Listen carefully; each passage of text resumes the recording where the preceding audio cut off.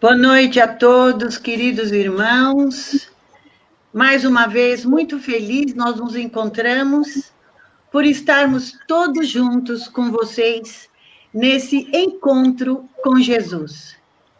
Para quem não me conhece, meu nome é Márcia Valente, sou representante da família Nos Passos do Mestre e também representante da RW Turismo. Hoje nós estamos muito contentes e muito felizes, porque junto conosco nós estamos com parceiros, que são casas espíritas que estão conosco aqui, dando as boas-vindas para vocês. Como vocês já estão vendo na nossa tela, nós estamos com o professor Severino Celestino, com a Regina Ribeiro, com Regis Lang e Flávio Monteiro. Cada uma dessas casas, na verdade, se encontram conosco pelo fato de que, em março, o professor Severino Celestino estaria conosco fazendo o lançamento em São Paulo do seu livro Jesus, o Messias das Nações. Esse livro que é o mais recente dele, e traz os ensinamentos de Jesus que vocês vão ler, vão adorar, porque foca a cronologia de Jesus no que ele faz um fechamento no seu livro.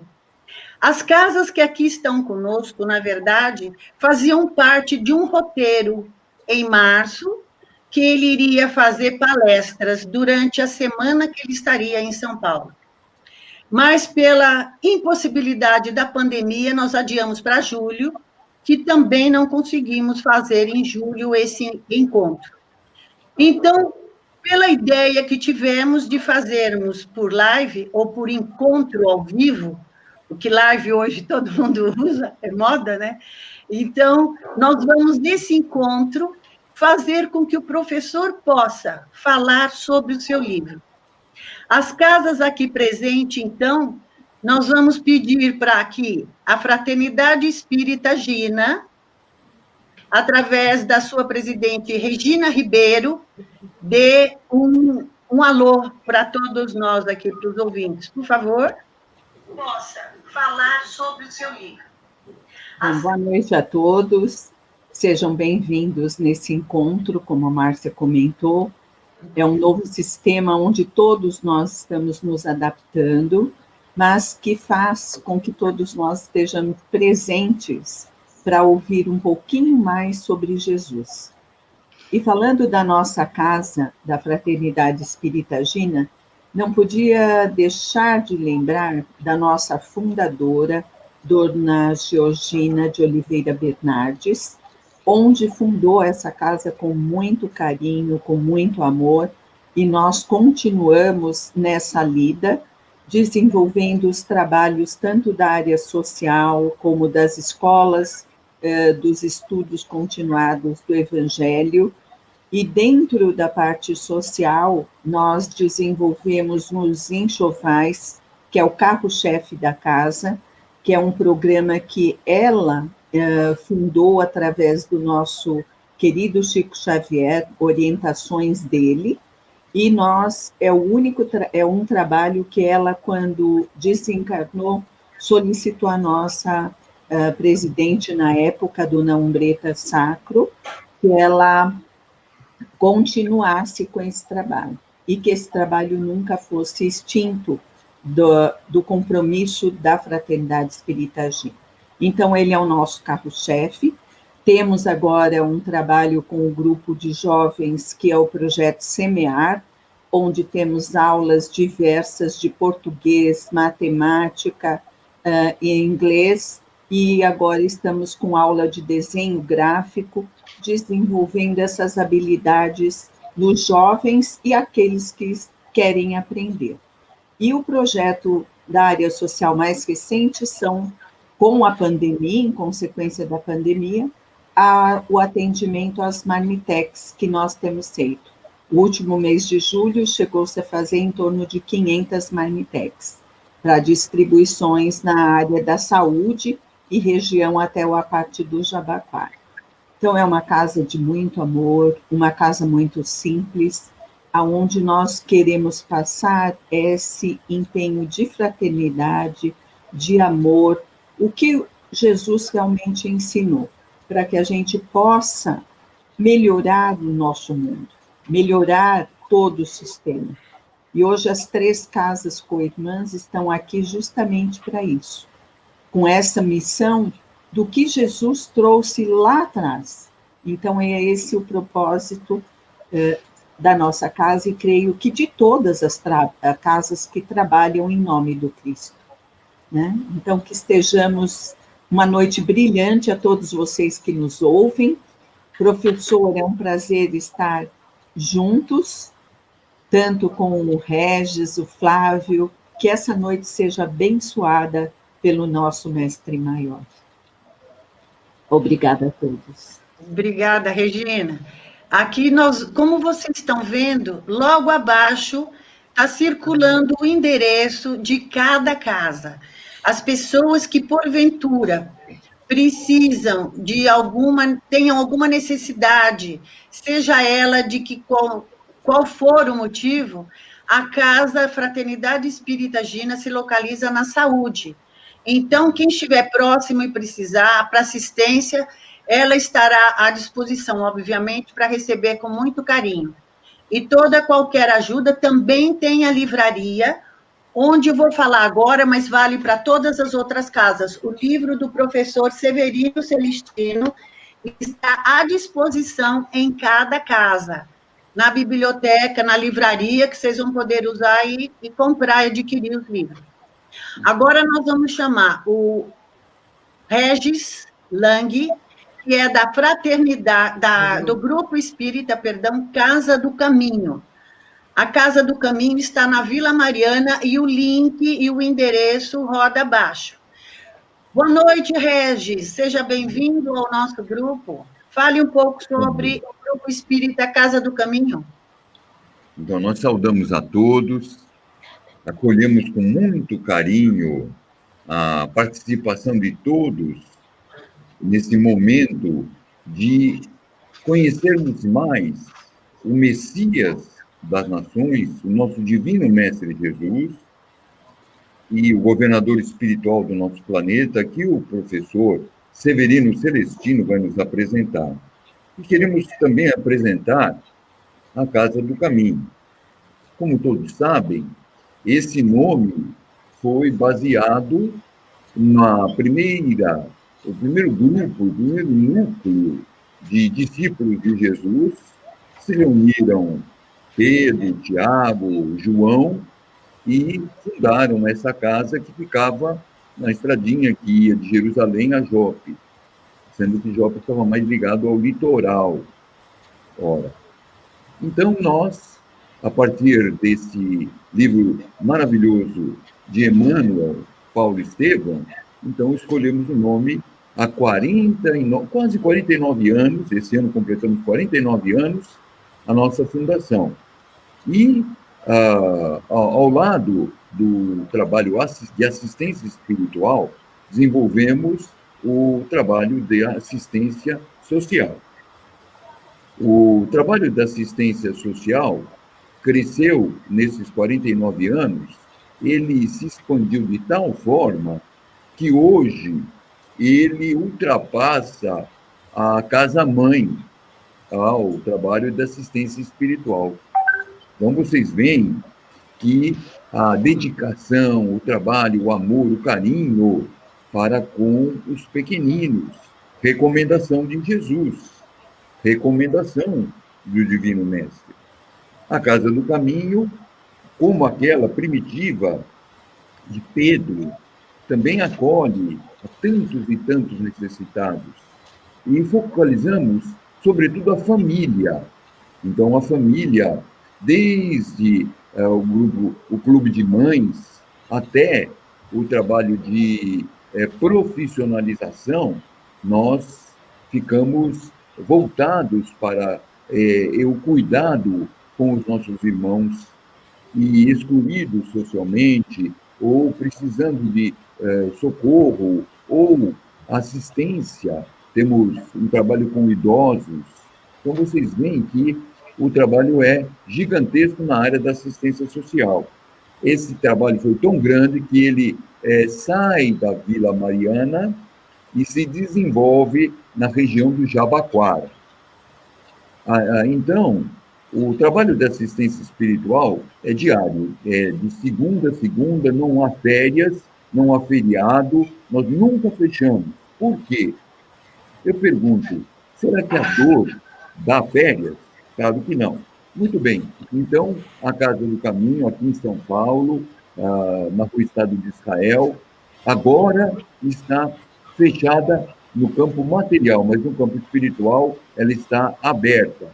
Nesse site que vocês viram, www.casadocaminho.com.br, nós postamos mais de 30 reuniões de evangelho público, de orientação evangélica, de explicação doutrinária, assistência espiritual, encerrando com a fluidoterapia, isto é, a energia que o nosso ouvinte ele está participando do evangelho. Então, praticamente diariamente pela internet. E quando for oportuno, nós vamos reabrir diariamente esse trabalho de acolhimento, evangelização, orientação. São entrevistas agora que pelo nosso site www.casadocaminho.com.br nós temos um trabalho de orientação, professor. Fazemos entrevistas pelo celular. Olha que interessante. E aí orientamos as pessoas com relação às necessidades que elas apresentam. Então, vocês veem que, a despeito de estarmos com as portas fechadas, o coração está aberto e o trabalho de assistência espiritual prossegue. É isso. Senão eu acabo ocupando todo o espaço, não é, Márcia? É.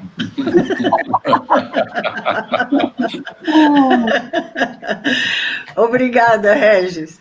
Agora, a nossa outra casa com irmã é a Sociedade de Estudos Espíritas, 3 de outubro, e quem vai representar é o nosso irmão Flávio Monteiro. O endereço, como vocês estão vendo, está logo abaixo. Quem estiver próximo da Lapa, quiser conhecer a casa, visitar, ou para assistencial também, que ele vai falar que está na Rua Aurélia. Comente um pouco, Flávio, sobre o 3 de outubro. Claro. Boa noite a todos, boa noite aos internautas, sejam bem-vindos. É uma alegria, Regis, Regina, professor Severino, é uma alegria revê-lo. Márcia, obrigado por essa oportunidade de estarmos aqui mais uma vez. Que todos estejam em paz, na paz do Mestre Jesus. E vamos falar um pouquinho da Sociedade de Estudos Espíritas 3 de outubro, que nasceu em 1950. Portanto, esse ano estamos completando 70 anos. Cheio de energia e de amor para dar. O nome 3 de outubro, nunca é demais lembrar, é uma homenagem ao codificador do Espiritismo, Allan Kardec. Aniversário de Kardec, em 3 de outubro, né? E nós funcionamos também todos os dias, de domingo a domingo, sem parar. E com a nossa maravilhosa escola doutrinária, nós temos hoje mais de 230 alunos, né, estudando durante a semana lá no 3 de outubro, conhecendo um pouco mais da doutrina, buscando a verdade que liberta. E temos também fluidoterapia, né, o popular passe todos os dias, as reuniões para tratamento espiritual, atendimento fraterno, reuniões públicas e mais uma livraria e uma biblioteca sensacional que todo mundo precisa conhecer. No nosso braço assistencial, nosso braço e coração assistencial, nós temos o nosso núcleo assistencial Anitta Brisa. Anitta Brisa em homenagem à dona Anitta, a fundadora do 3 de outubro, né? E fica próximo da nossa casa ali na Clélia, na Rua Aurélia. Lá nós temos famílias em situação de vulnerabilidade aqui da região, né, da zona oeste da cidade, e assistência material, espiritual, também aos moradores em situação de rua. Aos sábados nós atendemos mais de 100 irmãos, passam por lá, tomam um banho, trocam de roupa, se alimentam, e é um trabalho lindo também. além desse trabalho de assistência, de atendimento espiritual, nós também temos o trabalho de aprimoramento, né, pessoal e capacitação profissional. Temos os serviços como dentista, médico, curso de evangelização espírita, psicólogos, e um trabalho muito legal também de recolocação de empregadas domésticas. Entre os cursos, podemos destacar o de corte e costura, de informática, alfabetização de adultos, elétrica, portaria, entre outros.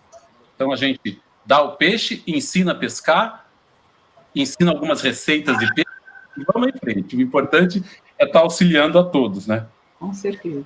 E teria muito mais para falar do 3 de outubro também, mas ocuparia todo esse espaço. Quero convidar as pessoas, para quem quiser conhecer um pouco mais a casa, pode procurar o nosso Facebook, que lá está bem, as informações estão bem formatadas, bem explicadas. Então, é a Sociedade de Estudos Espíritas 3 de outubro no Facebook, e também o nosso canal no YouTube, a TV 3, o número 3. Também temos muitas informações lá, e também muitas informações de valor doutrinário. Obrigada, Flávio. Agora, a nossa estrela da noite, que é o professor Severino Celestino. Muito obrigada, professor, por estar conosco.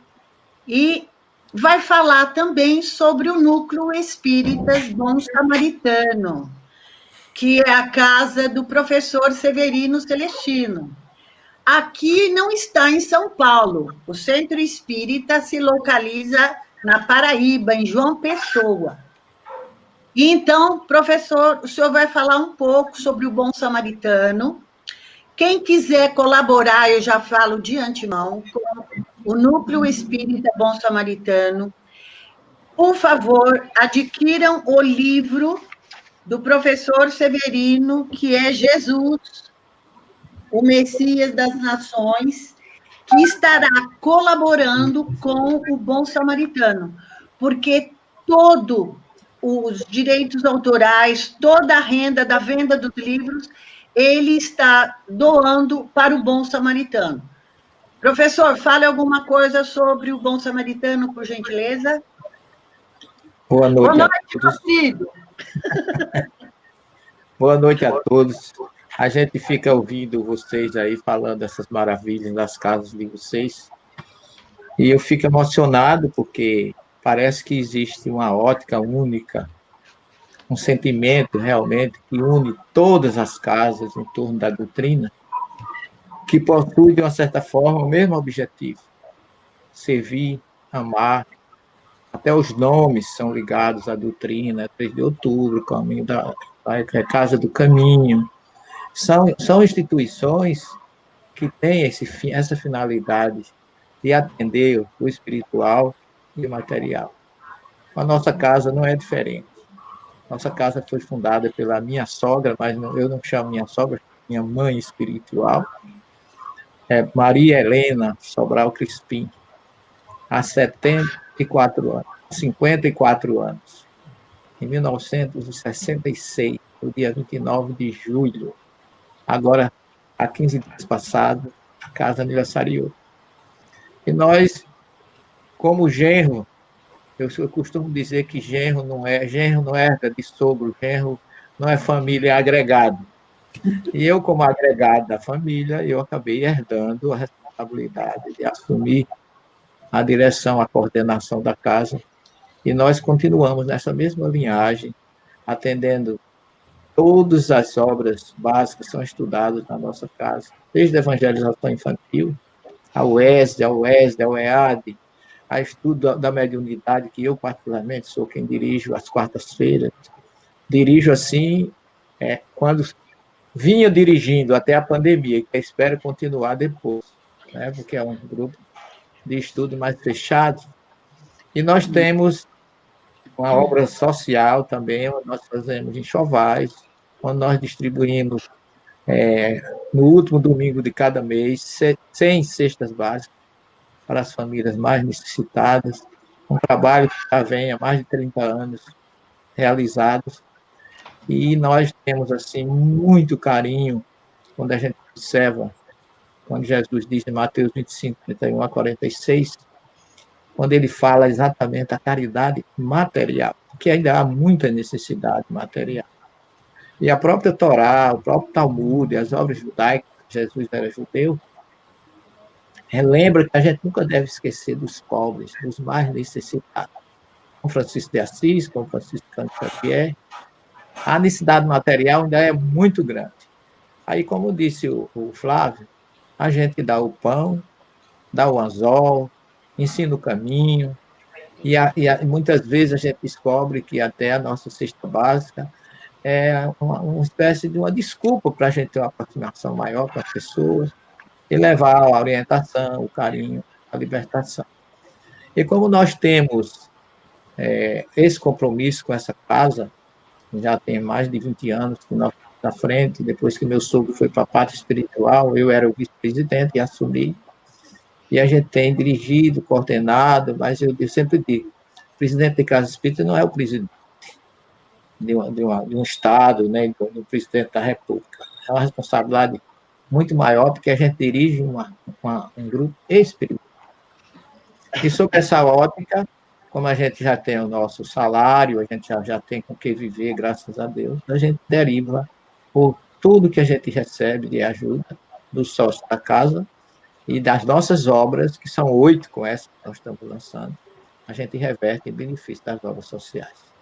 Então, eu gostaria de agradecer, inclusive a Márcia, porque ela teve assim, um carinho muito grande de organizar tudo isso, para que a gente cumprisse com vocês, compromisso assumido no mês de março, que nós deveríamos estar aí com vocês, pessoalmente, abraçando a cada um, mas sintam-se abraçados espiritualmente, e nós esperamos trazer Jesus de uma forma mais próxima, para que nós possamos entender um pouco mais do quanto esse espírito, esse bom senso de luz que veio ao nosso planeta, que dirige, e que a questão 625 do Livro dos Espíritos classifica como o maior espírito que já pisou o planeta Terra, que nós possamos apresentar humildemente, no nosso limite de conhecimento, que a gente descobriu acerca da missão, da direção que Jesus tem e do amor que ele tem, responsabilidade com o nosso planeta.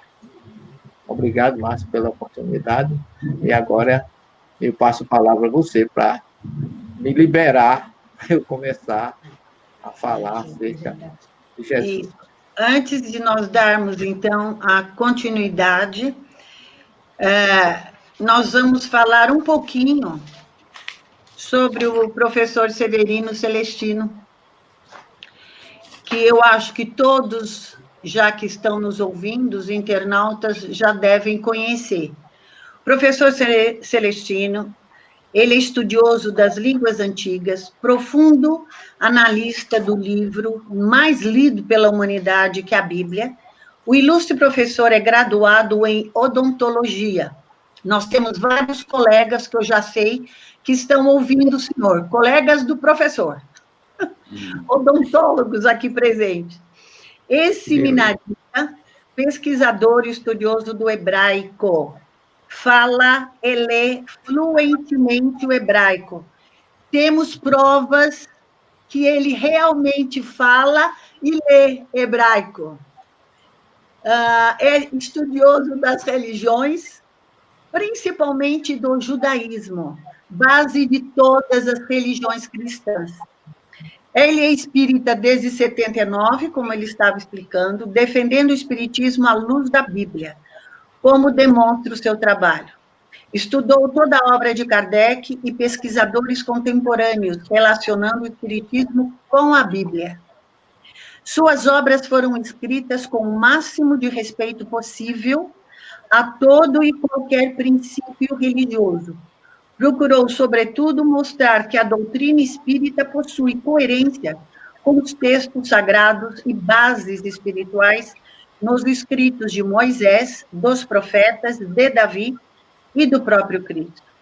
Ele é autor de vários livros, sendo que os direitos autorais de suas obras são revertidos para as obras assistenciais do Núcleo Espírita Bom Samaritano em João Pessoa.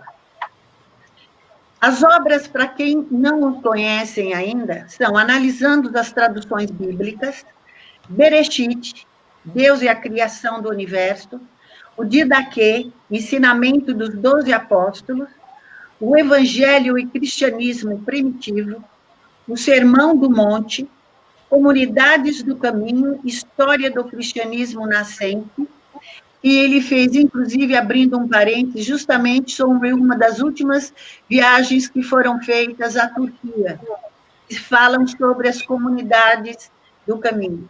Jesus, o mais recente, o Messias das Nações, que fez o lançamento oficial, na verdade, em 2019. Professor Severino também tem programa na Rádio Boa Nova, na TV Mundo Maior, e seu programa é Abrindo a Bíblia. Agora, antes de darmos a palavra para o professor Severino, nós vamos fazer uma pequena prece. E vamos, então, cerrar os nossos olhos. E eu leio um trecho que está justamente na capa do livro do Jesus, o Messias das Nações. Tenho ainda outras ovelhas que não são deste aprisco.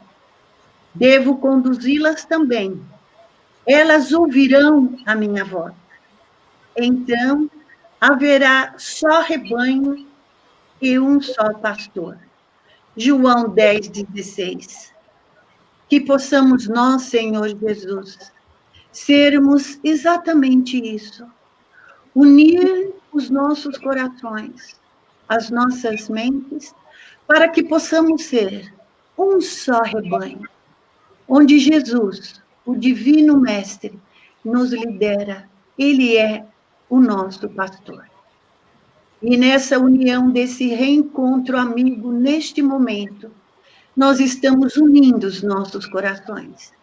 Além de aprendermos com o Severino Celestino, esse nosso irmão abnegado, humilde, que traz sempre aquela palavra amiga de Jesus, sempre está à nossa volta para nos dar o apoio. E é exatamente isso que nós vamos fazer. Porque junto com esses aprendizados e esses ensinamentos que aqui obteremos, nós estaremos também doando um pouco de nós para todas essas pessoas que nos escutam, que precisam também do seu amor, do seu carinho, do seu apoio, do seu consolo, Senhor Jesus. E assim vamos felizes e contentes passar a palavra para o professor Severino e fará a sua palestra por essa hora. Obrigado a todos e até daqui a pouco.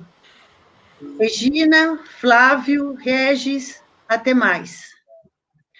Professor Severino, a palavra agora é toda sua, para que você possa fazer um brinde para nós sobre o Evangelho do seu livro Jesus, o Messias das Nações, que vai falar justamente a cronologia do mestre e falar sobre várias outras filosofias e religiões que você narra tão bem em seu livro.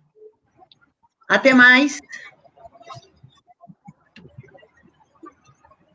Boa noite a todos.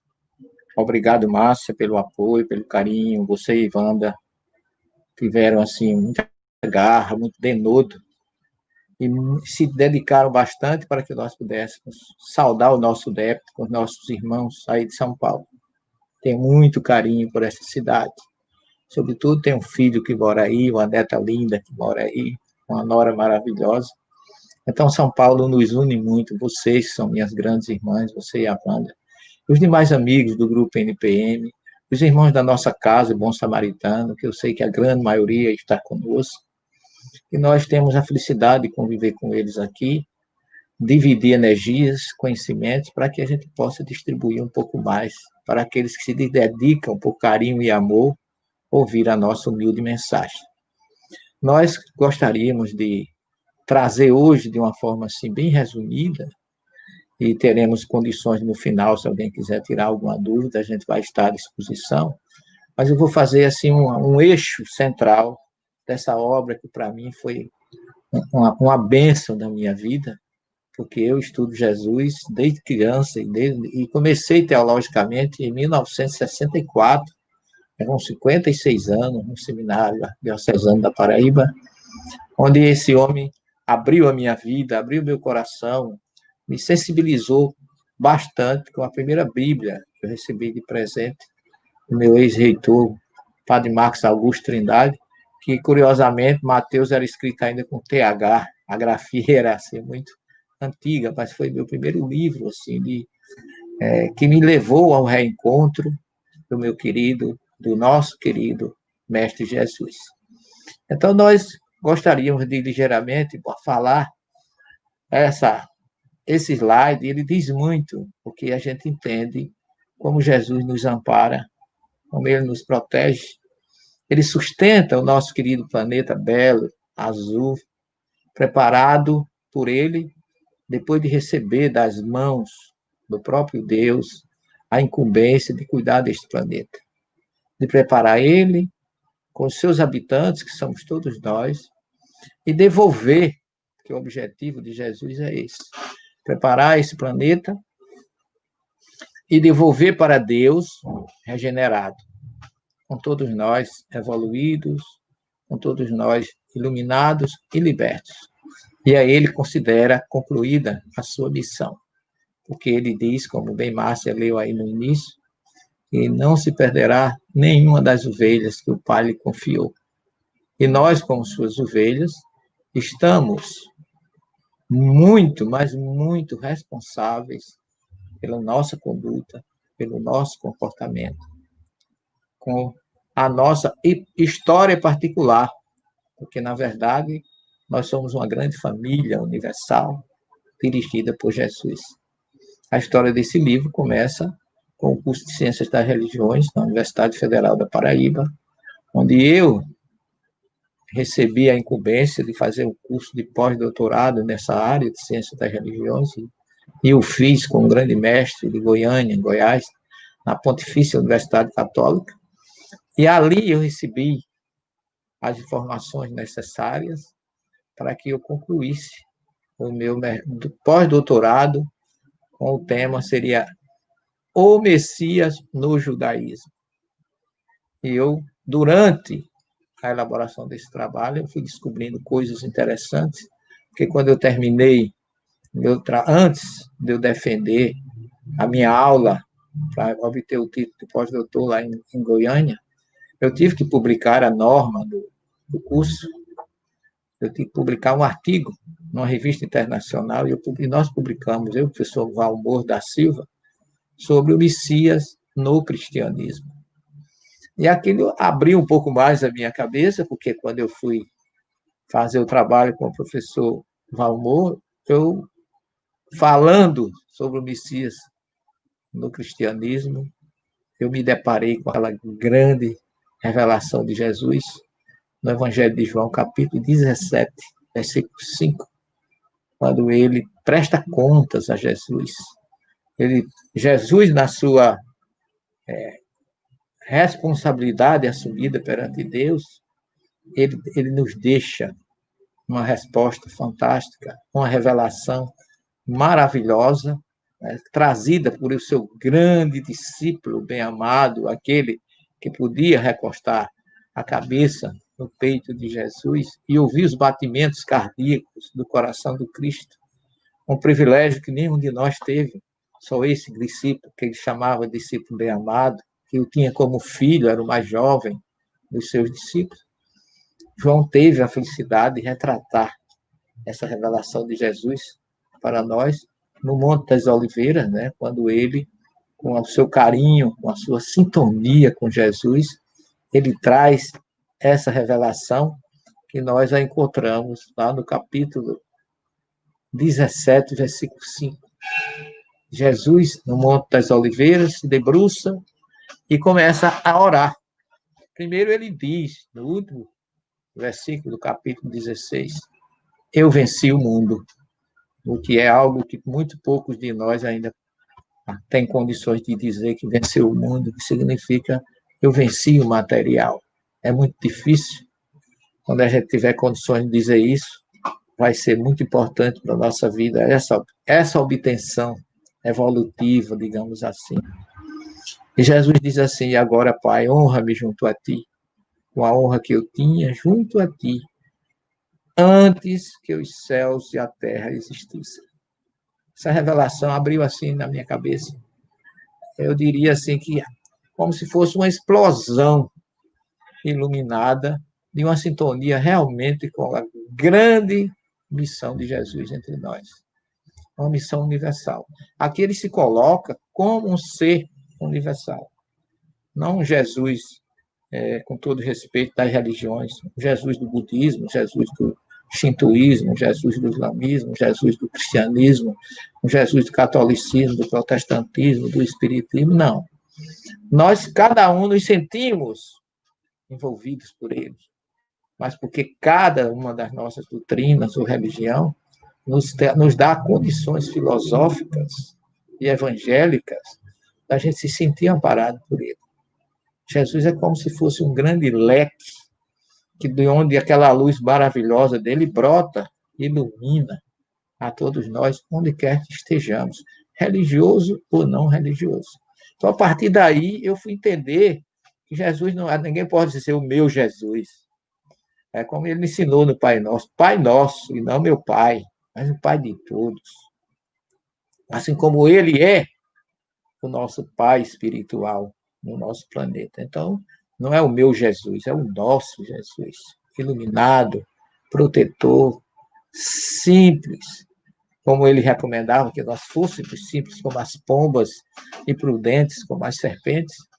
Então, João traz essa revelação que eu achei assim, magnífica. Então, eu trabalhei exatamente com as 3 revelações, mostrando que Jesus não é só do judaísmo, não é só do cristianismo, não é só do espiritismo, mas é de todos nós.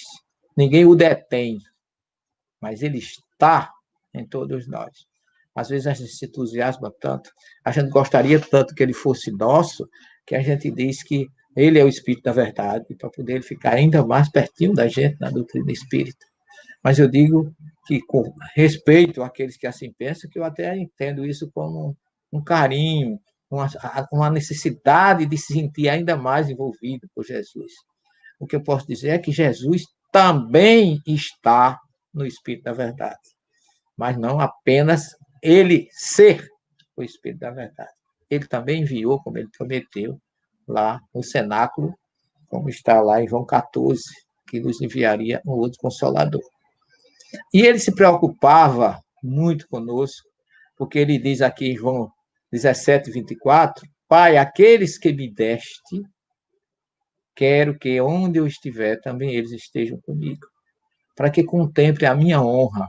Olha que Jesus, muitos traduzem como glória, mas essa palavra honra ela é muito forte no idioma hebraico, que é kavod, que a honra é mais do que amor, porque o Levítico 19, 18 manda amar a Deus sobre todas as coisas e ao próximo como a si mesmo. Jesus não usa o verbo amar quando ele se refere a ele com Deus. Ele usa o verbo honrar. Por isso que honrar é muito mais do que amar, porque o Êxodo 20 está lá dizendo, honra teu pai e tua mãe. É o verbo para a família, para pai, mãe, filhos. É um verbo muito mais forte, de muito mais significado do que simplesmente o verbo amar. Porque ele diz que me deste porque me amaste antes da fundação dos céus e da terra.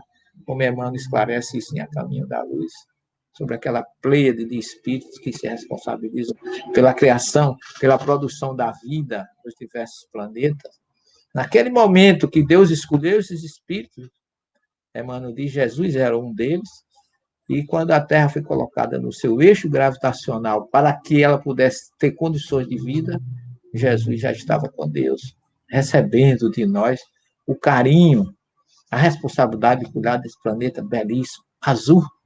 Aqui tem uma frase que nós vimos no ano passado, quando nós passamos lá no deserto do Negev, numa cratera onde tem lá um observatório, onde um astronauta israelense, lá do alto ele viu a Terra, e ele disse assim, a Terra vista daqui é linda.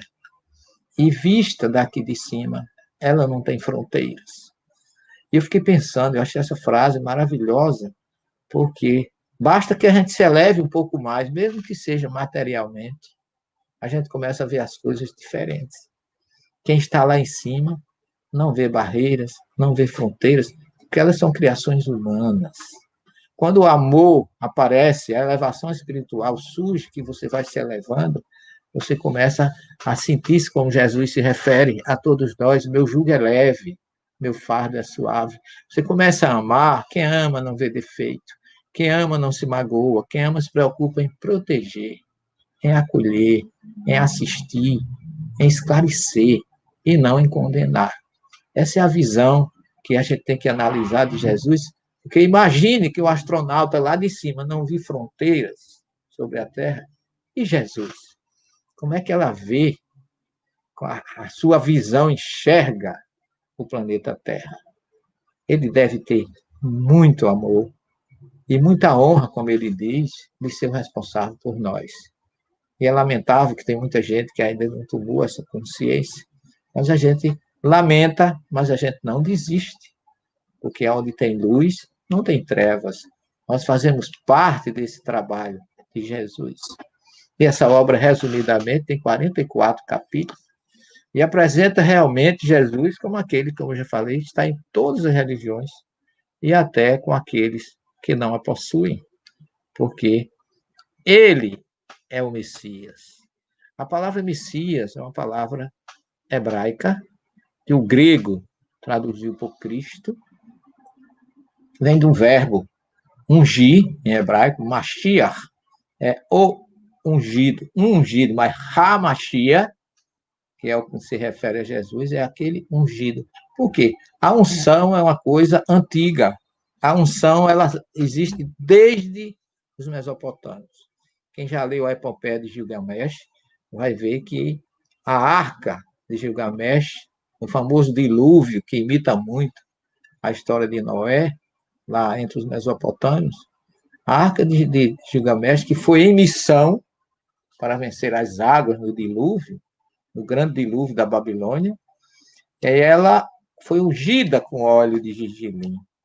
Os escravos libertos, as noivas, eram ungidas, porque eram pessoas escolhidas para o escravo para adquirir sua liberdade e a noiva para assumir uma família, tinha um motivo de ser. Os reis de Israel, Saul foi ungido por Samuel, Davi foi ungido, Salomão foi ungido, foram ungidos para missões nobres, e por isso que eles podiam ser chamados de Messias. Só que com Jesus é diferente. Jesus foi ungido, mas não foi ungido por profeta, como foram Davi, Saul, Salomão. Ele foi ungido pelo próprio Deus. Por isso essa tanta honra que ele declara que tem, porque nenhum homem escolheu Jesus para a missão espiritual de cuidar desse planeta. Ele foi escolhido pelo próprio Deus. Por isso que ele fala que ele está honrado nesse sentido, porque ele assumiu a condição de dirigir todos os seres habitantes desse planeta, que são divididos em nações, por questão de didática, porque nós as dividimos. Nós falamos de Brasil, nós falamos de América do Sul, Europa, América do Norte, Austrália, Ásia, etc., etc., porque são divisões humanas. Mas Jesus, olhando para esse planeta, ele vê exatamente todos como seus filhos, todos como aqueles que ele precisa cuidar, independente. Quando ele declara em João 10:10, essa frase é fantástica. Eu vim para que todos tenham vidas. Por quê? Porque ele foi enriquecido, ele foi ungido por Deus no mundo espiritual, chamado de mundo das vidas. O Olam Hayai, que é o mundo, porque se você pegar o livro da criação, o Sefer Yetzirah, que é o livro da formação, que todos traduzem como criação, do Rabino Aryeh Kaplan, ele mostra a árvore da vida em etapas, de onde vai surgindo, de cima para baixo, da emanação divina, vai surgindo os diversos mundos.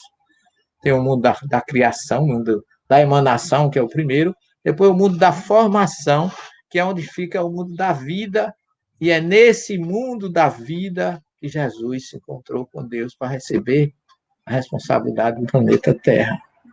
Por isso que ele diz, eu vim para que todos tenham vidas, para fazer essa vida aí, é vida espiritual, é vida física. A palavra vida no hebraico não tem singular. Nós temos vida material, vida espiritual, nós criados para múltiplas existências, de acordo com Gênesis 2:7. Então, é nesse sentido que João, a honra dele é porque ele estava com Deus no mundo das vidas. E esse mundo, dizem os cabalistas, de uma forma mais profunda, esse mundo é tão iluminado que os espíritos que aí se encontram, eles não se identificam quem é a luz de um ou a luz do outro. Por isso que ninguém sabe nesse mundo quem é Deus, quem é Jesus.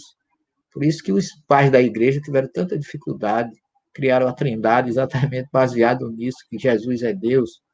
Jesus estava tão sintonizado com Deus, no mundo das vidas, onde ele assumiu a responsabilidade, como ele diz em João 10, ele não disse que veio para que o católico, o protestante, o espírita, o budista, o hinduísta tivesse vida, não.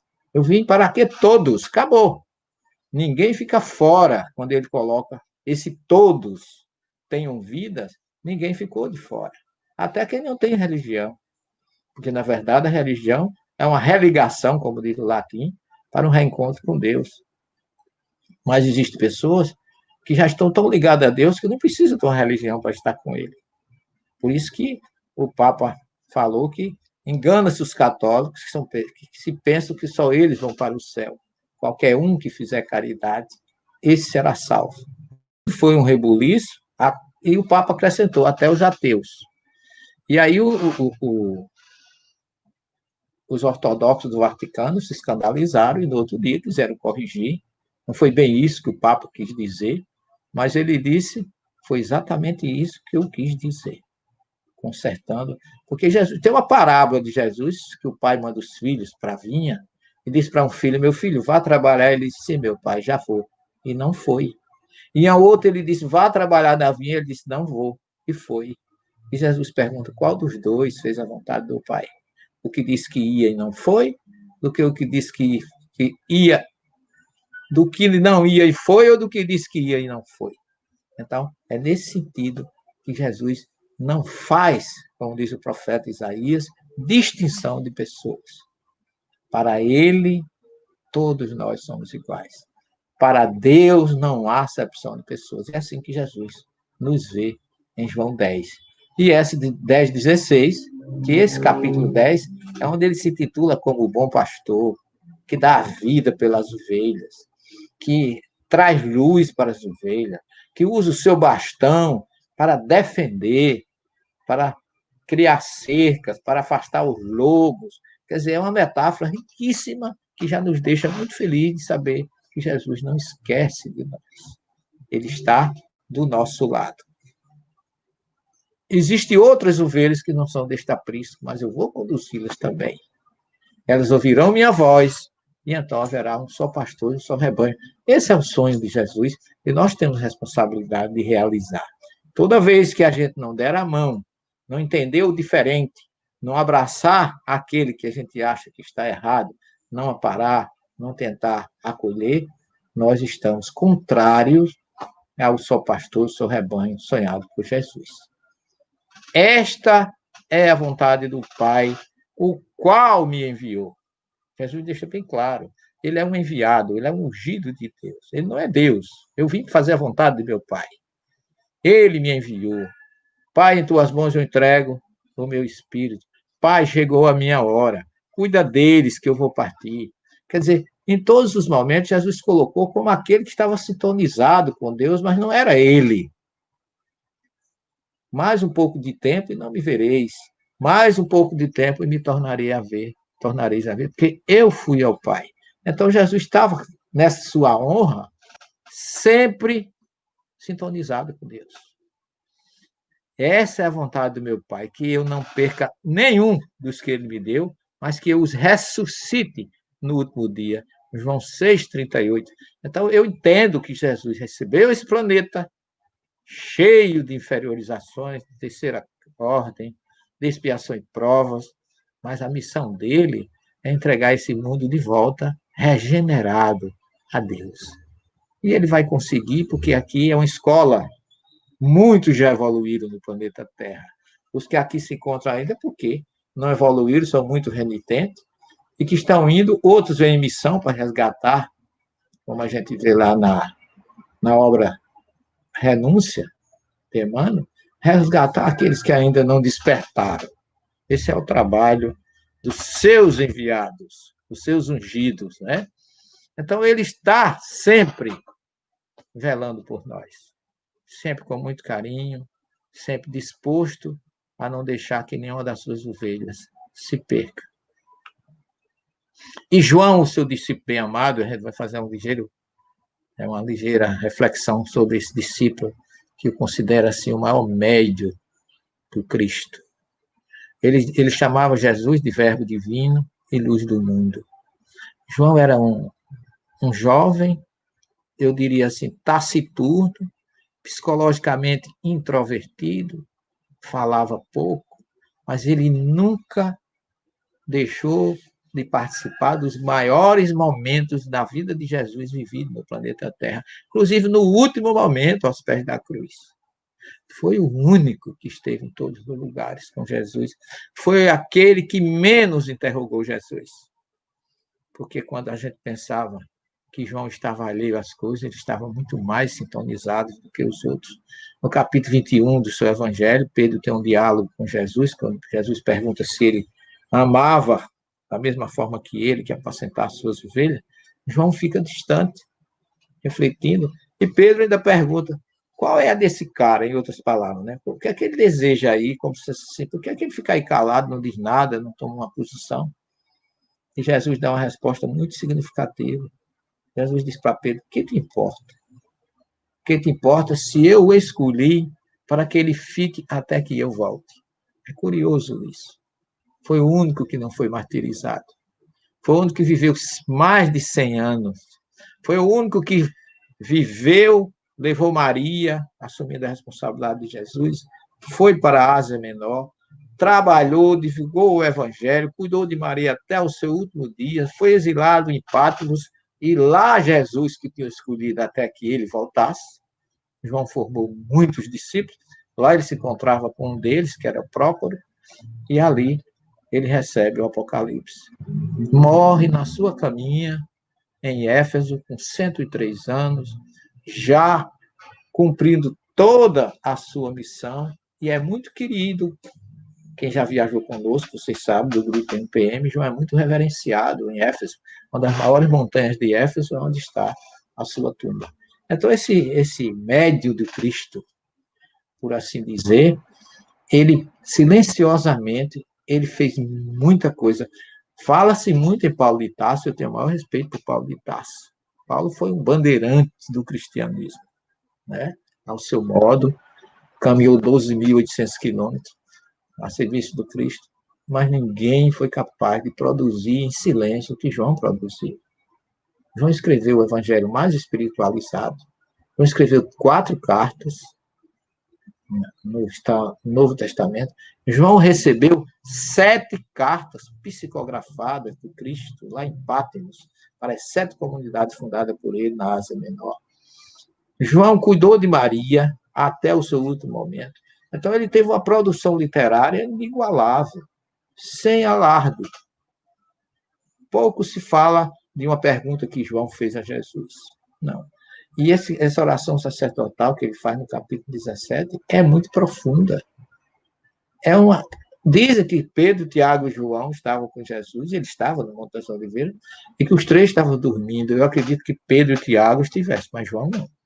Senão ele não teria escrito o primor, que foi o capítulo, que é o capítulo 17 do seu Evangelho. Então, é um espírito profundo que nos apresenta Jesus como Verbo divino e luz do mundo. Veio para o que era seu, os seus não receberam. Nele estava a vida, e a vida é a luz dos homens. E a luz resplandeceu das trevas, e as trevas não a compreenderam. Que coisa interessante essa colocação de João.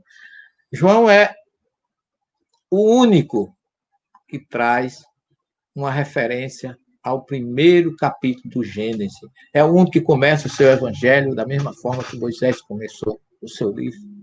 No princípio existia o verbo, né? Que é o verbo bará, Bereshit bará Elohim, como está aqui, vocês podem ver no esse verbo que está grifado aqui com essa setinha vermelha, é o verbo bará. Bará significa, em essência, criar, mas todo mundo diz que é criado do nada, porque é criado do espiritual, da emanação divina.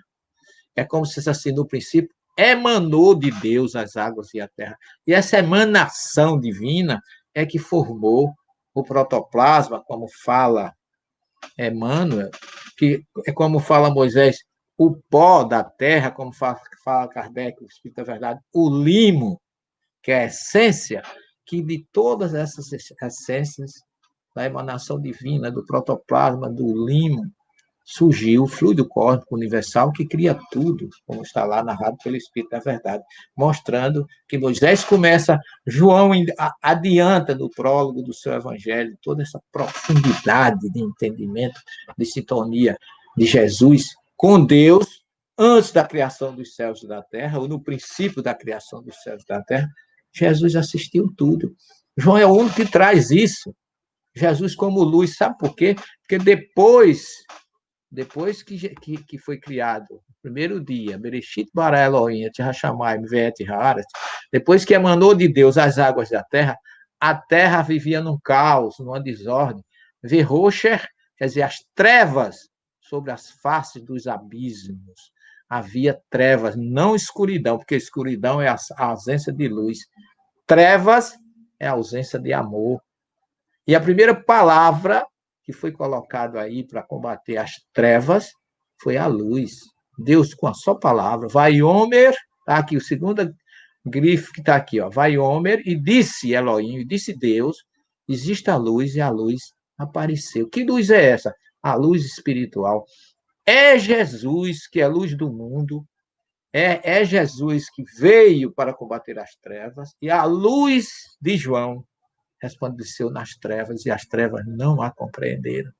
Trevas aqui, meu irmão, é egoísmo, orgulho, inveja, não é ausência de luz física, porque o sol, as estrelas e os luzeiros foram criados no quarto dia. As trevas que a luz foi criada para combater é do primeiro dia, são outras trevas, é a ausência do amor. E é nessa luz, nessa treva que emerge, que é criado, e que surge Jesus, que diz em João 8,12, eu sou a luz do mundo.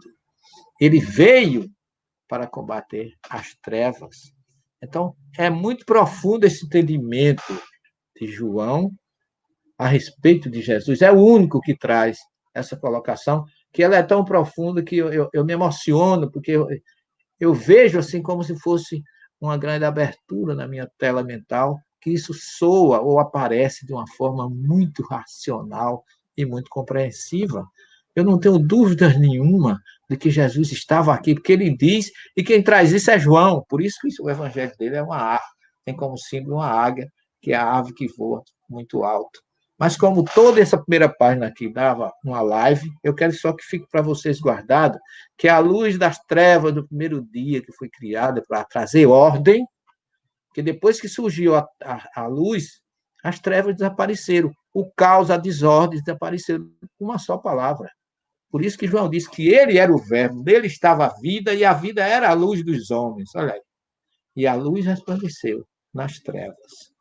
E essas trevas, que eram exatamente a desordem, o egoísmo, o orgulho, não compreenderam. Jesus chegou num momento que foi preciso, de João, vir um homem enviado por Deus, um mensageiro, que foi João, o Batista, para identificar essa luz que as pessoas não compreenderam. Isso é maravilhoso, isso é fantástico. Eu considero esse evangelista um gênio espiritual. Aquele que realmente não só ouviu os batimentos cardíacos do amor que brotava do coração do Cristo, mas sintonizou com essa luz. E Emmanuel, ainda na sua sabedoria de grande apóstolo desencarnado, ele diz assim: Jesus é a luz do princípio. Olha que coisa interessante.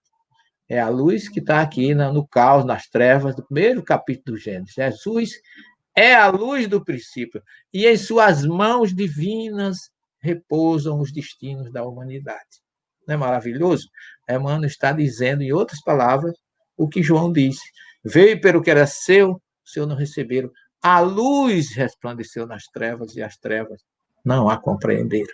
Então, é uma passagem que me deixa, assim, sem nenhuma dúvida, da grande importância desse homem. Não é para a religião A, B ou C, mas era para qualquer nação, qualquer ser vivo do planeta, não só humano, mas animais, árvores, rios, fontes. Porque Jesus também se intitulou água viva, que é a água que brota da fonte, é a água viva, é aquela que vem ao nosso encontro. A água morta, que ele falou da samaritana, seria a água do cacimbão, a água... Precisava de alguma coisa para ir buscá-la. Mas essa luz dele, não. A água da vida que ele é uma água da fonte, é aquela que brota espontaneamente, vindo ao nosso encontro. Portanto, é maravilhoso você ver como João soube trazer isso com muita tranquilidade para todos nós. Isso é tão simples, espiritualmente falando, e complicou tanto a cabeça dos pais da igreja, Orígenes, Irineu, o grande Agostinho de Hipona, coitado, lutou, suou, e acabou criando uma trindade que criou um problema para a igreja, e como não souberam explicar, impuseram através de dogmas. Então, aquilo que não se explica, não se discute, é isso aí e acabou. Embora bastaria eles terem dado uma lidazinha no Deuteronômio 6,4, lá no original diz Yahvé Eloheinu, Yahvé Echad, ou seja, Deus é o nosso Senhor, ele é único. E acabava, não precisava criar uma coisa imposta que deu tanto trabalho, que constitui assim, um dos legados, ou um dos grandes discursos. Aqui atrás de mim, você vê, tem 32 livros em verde aí, tem uns 8 ou 9 de Santo Agostinho, tem vários sobre a Trindade, e que ele roda, e no final, coitado, acaba não explicando a verdadeira essência que João traz no prólogo do seu Evangelho e que o próprio Emmanuel fala, nos traz, nos revela em A Caminho da Luz. Então, o projeto de Jesus é a preparação da vida no planeta, junto com Deus, formação da pressão atmosférica adequada para que houvesse vida, e através de uma nuvem cósmica formou o protoplasma, que deu condições aos primeiros passos para a origem do primeiro homem. Esse protoplasma é o que eu já disse para vocês. É aquele que está no verbo bará, é a emanação divina. É aquele que está no limo, como diz o livro dos Espíritos. E é aquilo que o próprio livro dos Espíritos depois batiza como fluido cósmico universal. E aí, depois que o homem criado, ele evolui, sai das cavernas, atinge a condição de viver em grupo, e aí foi dado o germe inicial da noção da existência de alguma coisa além do corpo. Depois, batizada de alma, e Jesus foi despertando esses diferentes grupos em diferentes regiões do planeta para a noção inicial das religiões.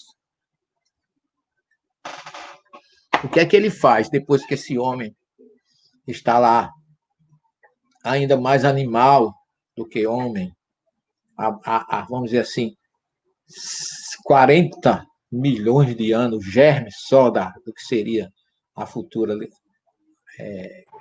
imagem ou origem, chamado prosímios, depois o homem das cavernas, que vai evoluindo, e Deus coloca nele exatamente o germe da espiritualidade, porque Jesus começa a trazer, através da ciência, da evolução, ele começa a trazer para nós a noção do espiritual, que foi através de pesquisas, como nós temos no Kardec, Charles Darwin, Marie-Joseph Deschaines e Anne d'Abricot-Malassez, que é um capítulo que tem na nossa obra, que mostra o que Kardec diz, que ciência e espiritismo têm que caminhar lado a lado, porque uma é suporte para a outra.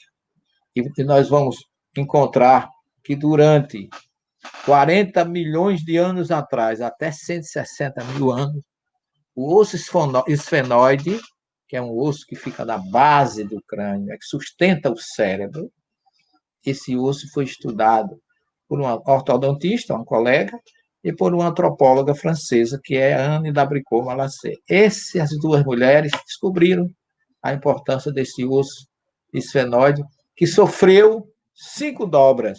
E nessas 5 dobras, cada dobra que ela foi sofrendo, o homem foi evoluindo, desde o prosímio até o Australopiteco, até o Homo sapiens, até o que nós conhecemos hoje.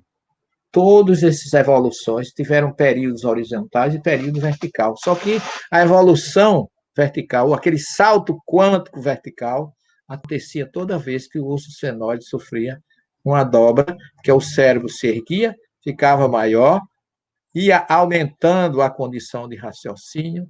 Isso foi um estudo ortodôntico para descobrir que apiamento dentário, de onde era que vinha, né?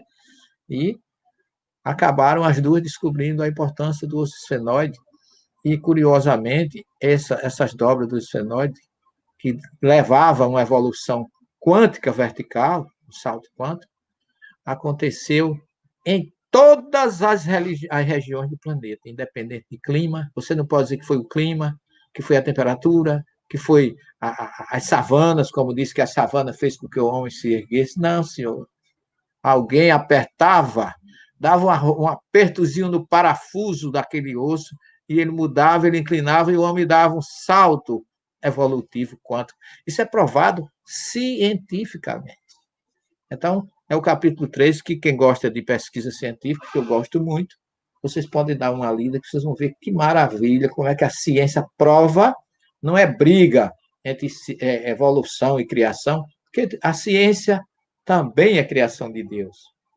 Tudo que acontece, tudo que a gente conhece, são criações de Deus. A própria forma da criação, porque eu tive um amigo pastor que ele escreveu um livro que dizia assim, a verdade da criação e a mentira da evolução.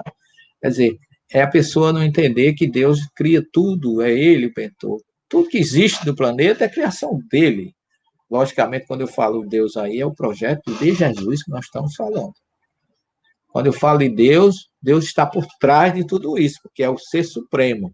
Mas ele legou poderes e condições a Jesus, que é o que nós estamos discutindo, e que a gente tem que separar isso muito bem, porque a cabeça da gente é preparada numa teologia cristã, mais ou menos influenciada pela Igreja Católica e nossos irmãos protestantes, que aí a gente muitas vezes até cria um vício de linguagem que demora um pouco para mudar o nosso raciocínio. Mas vejam como é interessante esses 2 pontos que a gente mostra. Então, Jesus ampara e assiste a todos. Ninguém pode afirmar que a sua nação e a sua religião são as únicas ou as mais corretas. Todas as nações, todas as religiões são fruto da intuição e assistência de Jesus. Todas as correntes religiosas, segundo seu conhecimento e evolução, representam caminhos que Jesus oferece a cada povo para o reencontro com ele. Emmanuel, na obra Caminho, Verdade e Vida, ele mostra que aquele princípio que foi trazido por Jesus, por Hilel e por muitos estudiosos do Talmud, não faça aos outros que não gostaria que os outros lhe fizessem, Emmanuel mostra em Caminho, Verdade e Vida que está em todas as religiões, em todas as civilizações. Os gregos falavam isso, os romanos falavam isso, os hindus, o budismo, o iluminismo, o budista fala de tudo isso. Então, o que mostra que houve um processo que Jesus foi traduzindo para nós sobre as religiões. Eu aconselho aqui, quem quiser aprofundar um pouco mais, ver uma obra chamada Joseph Campbell, que é sobre a Máscara de Deus. São 4 obras fantásticas. Joseph Campbell. Depois, quem quiser, eu posso melhorar o nome, se alguém se interessar de adquirir, mostrando essas etapas evolutivas, como Deus foi apresentado, como Jesus fez com que, desde da religião mais simples, que são as religiões tribais, até religiões mais espiritualizadas, como é o cristianismo, a nossa própria doutrina espírita, na sua perfeição, terceira revelação, todas elas tiveram suas raízes nos cultos antigos das religiões tribais, que, na verdade, elas tinham seus sacerdotes, que, na verdade, foram os primeiros médios, aqueles que eram os intermediários, que tinham um domínio muito grande, até sobre os dirigentes das tribos. Os sacerdotes tinham primazia, porque eles eram considerados superiores. E você vai analisando que a condição da religião era importante para a manutenção da tribo, onde o sacerdote era o curandeiro, o conselheiro, o juiz, porque ele guardava o conhecimento, mas o conhecimento dele era mediúnico. As histórias e memórias da tribo eram tudo passada pela mão dele. Cada pessoa é diferente uma da outra. Isso também ocorre entre as tribos, religiosidade e também na figura desse líder religioso. Porque a gente descobre que a mediunidade nasceu com o homem. É aí que entra a importância da doutrina espírita, nesse caso, para explicar com sabedoria. Uma civilização que todo mundo achava que a civilização mais antiga era a Mesopotâmia, assírios, babilônios e sumérios, mas a civilização de Göbekli Tepe tem 9.000 anos de existência, foi descoberto, inclusive, na Ásia Menor, atual Turquia. Templos com figuras, com escritas, com esculturas em paredes, cortes da pedra, parecendo aquelas as escritas nas cavernas que a gente tem, as notícias pelo Brasil afora, pelo mundo todo. E essa civilização tem 9.000 anos, a Mesopotâmica era 6.000, 7.000, eram anteriores, foram os precursores dos mesopotâmicos. Então, a gente vai descobrindo, depois desse pessoal, dos Göbekli Tepe, aí surge a obra conhecida como Os Exilados de Capela. Na casa de meu pai tem muitas moradas, e aí Jesus começa a receber com carinho e amor os espíritos adivinhos desse planeta como hóspedes. E eles eram mais evoluídos em cultura, trouxeram instrução para nós e os conhecimentos necessários à nossa evolução e cultura moral. Porque aí vem as civilizações que a gente conhece, os egípcios. Emmanuel fala que aquelas almas aflitas e atormentadas reencarnaram proporcionalmente nas regiões mais importantes, onde se haviam localizado as tribos e famílias primitivas, descendentes dos primatas, a quem nos referimos ainda há pouco, com a sua reencarnação no mundo terreno, estabeleciam fatores definitivos da história etnológica dos seres. Então, vocês observam que chega quem? O povo hebreu, com a raça adâmica, com a etnia adâmica, unidos novamente na esteira do tempo, formaram desse modo o grupo dos Árias, a civilização do Egito, que precedeu o povo hebreu, mas já era muito ligada a ela. Você vê que ao Egito foi José, ao Egito foi Abraão, ao Egito foi Moisés, e ao Egito foi o próprio Cristo. Então, todos vindos de Israel. Foram, vamos dizer assim, receber, de uma certa forma, o bastão dos egípcios, que foram os precursores do monoteísmo, já apesar de serem politeístas, mas eles já tinham a noção da monolatria, né? Que era um só Deus. Aí vem as castas da Índia, dos áreas descendo a maioria dos povos brancos da família indo-europeia, e aí vem os latinos, os gregos, os celtas, os germanos. Nós visitamos agora no México, as civilizações lá daquela época, dos incas, dos astecas, dos maias, que todos foram espíritos que vieram de Capela, que alguns ainda se encontram por aqui, segundo nos fala Emmanuel. E os capelinos, as 4 grandes massas, formaram os pródromos de toda a organização das civilizações futuras, introduzindo os mais largos benefícios no seio da raça amarela e da raça negra, que já existiam quando eles chegaram aqui. Eram precursores dele.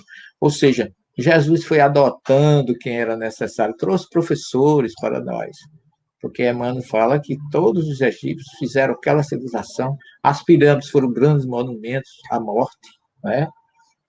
E à imortalidade da alma, e que eles construíram toda aquela massa que marca ainda hoje o nosso planeta, com as pirâmides, e depois eles foram embora, porque, segundo Emmanuel, era quem menos débitos tinha conosco, né? Na Mesopotâmia, nós temos os sumérios, os assírios, os babilônios, cada um tiveram seu papel na civilização. Os sumérios trouxeram muita riqueza de conhecimento para nós. Os assírios e babilônios, grandes conquistadores. Os assírios conquistaram a Samaria, os babilônios, Israel, Jerusalém, e eram povos que tiveram uma influência muito grande, como cada um foi chegando ao seu tempo, né? Os persas, e as civilizações todas tiveram o seu papel nesse processo evolutivo. Vocês veem que tem... a nossa obra é uma obra, além de ter um cunho espiritual muito forte, mas ela tem uma história muito rica, porque a nossa ideia foi fazer assim, um ascendente evolutivo, desde as primeiras tribos até o que nós temos hoje. Olha como é que diz, os hebreus chegaram entre nós muito depois dos homens primitivos, das religiões tribais, da comunidade Göbekli, dos mesopotâmios e dos egípcios. Kardec fala na Gênesis que foi uma dessas grandes imigrações, ou colônias de espírito vinda de outra esfera, que deu a origem à raça simbolizada na figura de Adão. Ou seja, os hebreus, na verdade, a raça adâmica, elas chegaram muito depois já desse povo que eu já falei, que já existia. E nas diversas religiões, ele está aí nos Vedas, que já contam mais de 6.000 anos, já fala das sabedorias, os grandes mestres das ciências hindus, que os antecederam de mais ou menos 2 milênios no Rio Sagrado da Índia. Vê-se que a ideia religiosa nasceu com a própria humanidade, lá nas tribos primitivas, como eu já falei, constituindo o alicerce de todos os esforços e realizações no plano terráqueo. E Jesus veio trazendo tudo isso, deixando para nós a informação dele entre todas essas civilizações. Agora, marcou presença maior entre o povo hebreu, porque eles foram os primeiros monoteístas, depois ele vem implantar o cristianismo, e depois nos deixa o Consolador prometido, na terceira revelação, onde ele mostra a ascendência também da sua passagem entre nós, e mesmo passando, ele disse que continuaria conosco até a consumação dos séculos. Porque entre os hebreus, como o próprio João diz, ele não foi conhecido. Ele ainda hoje não é aceito como o Messias, mas é aceito como um grande profeta, ou o último dos profetas. Mas nós sabemos que no cristianismo, a forma como ele deixou bem clara e bem palpável, meu reino não é deste mundo, ele não estava preocupado com o reino material, nasceu na manjedoura, não tinha uma pedra onde encostar a cabeça, teve como leito de morte uma cruz, e ele não se preocupou com o material, porque o meu reino não é desse mundo, o meu mundo é o mundo espiritual. É para lá que eu quero que vocês estejam comigo no mundo das vidas eternas, porque o judeu chama Olam Rabá, mundo vindouro, mundo das vidas, Raei, Olam, ou Raolam, mundo das vidas, ou Jesus chama seio de Abraão, na sua parábola do rico e de Lázaro, e ainda fala de consumação dos séculos, quando ele fala de reino dos céus, e que nós conhecemos como mundo espiritual. Confiemos nessa maravilha da sua obra, que nós, por muito, não digo orgulho, mas com muita honra, com muita felicidade, fazemos parte dela e sabemos da alegria que constitui para cada um de nós saber que ele está conosco até a consumação dos séculos. Confiando nisso, fica muito mais fácil da gente compreender e entender por que estamos aqui. E que nós não podemos deixar de agradecer a Deus por essa oportunidade de estar aqui com vocês. Eu agora já encerrando a minha explanação resumida, eu agradeço muito o carinho de vocês, a assistência, e peço aí a Márcia para conduzir, se for necessário, perguntas, dúvidas, que nós estamos felizes de poder. Espero que tenha sido, digamos assim, tenha dado condições de eu me expor suficiente para que ficasse assim, mais ou menos entendido o papel do nosso trabalho, o papel que nós depositamos com muito carinho nessa obra, que eu espero que venha ajudar a muita gente. Muito obrigada, professor. Como sempre, uma linda apresentação. E Jesus sempre é o nosso guia, é o nosso mestre, e você, a gente sabe com quanto carinho você se dedicou realmente a essa obra, que você vivencia, você passa esse amor que você sente por ela. Na verdade, é falar de Jesus, né? Não tem não tem como a gente não sintonizar com a maravilha que ele é, né, Márcia? Bom, nós temos algumas perguntas. Vamos lá. A Guilhermina Marcelino fez uma pergunta às 19h44, logo no início. Ela colocou o seguinte: professor, poderia explicar sobre a palavra piedade?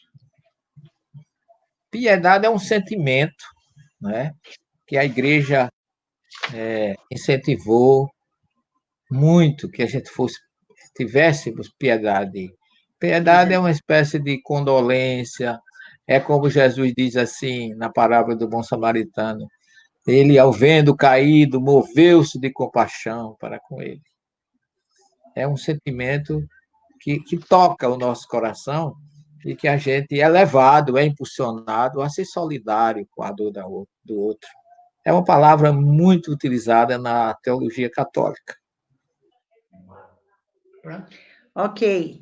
E um sentimento que a gente, além de estar sensibilizado, a gente ainda quer colaborar com alguma coisa. Ela agradece. Não, pode continuar. A Yolanda fez um comentário sobre Jesus. Não fundou nenhuma religião. Ele nos ensinou o caminho que nos leva ao Pai. Ai, meu Deus, qual horário? Né?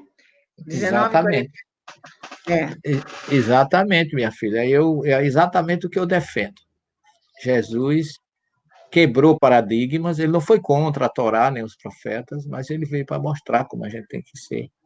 A gente, enquanto eles pregavam muito olho por olho, dente por dente, ele pegou o amor, a compaixão, a piedade, como a gente viu, a necessidade da gente ser solidário com a dor do outro, que em vez de amar, odiar o inimigo, a gente precisa amar e orar por aqueles que nos caluniam, nos perseguem. Quer dizer, e algo completamente diferente. Jesus não foi para a sinagoga, ele foi para os campos, foi pregar dentro dos barcos, nas árvores, onde ele passava, curava, ensinava.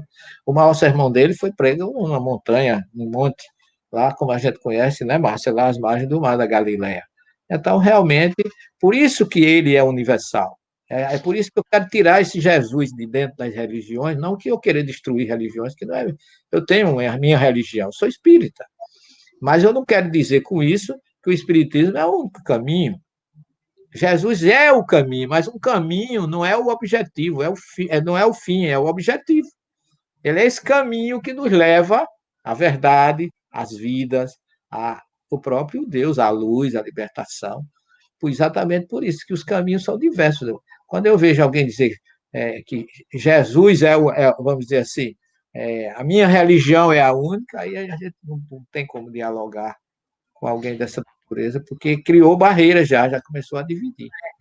O interessante é que, exatamente como você cita também no seu livro, eu vi uma vez um comentário de um repórter em Brasília, eu já citei isso algumas vezes, onde o Dalai Lama, o repórter pergunta a ele se a religião dele era certa. Ele falou, não, eu conheço todas. trago o melhor de cada uma para a minha, onde eu me encontrei. E é exatamente isso. Você Exatamente. fazendo bem e o amor, do jeito que ele fala, não é que seja, nenhuma está errada.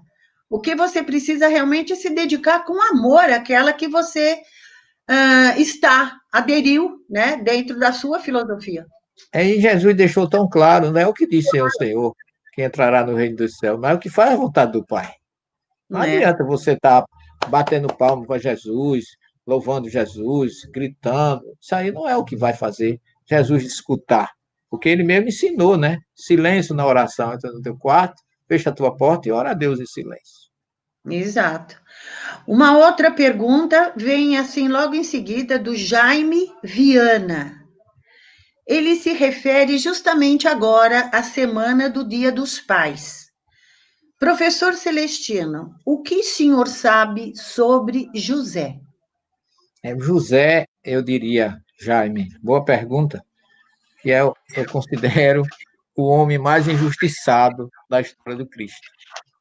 Porque a própria Igreja Católica, devido ao dogma da virgindade de Maria, ela criou uma dificuldade com relação a José muito grande.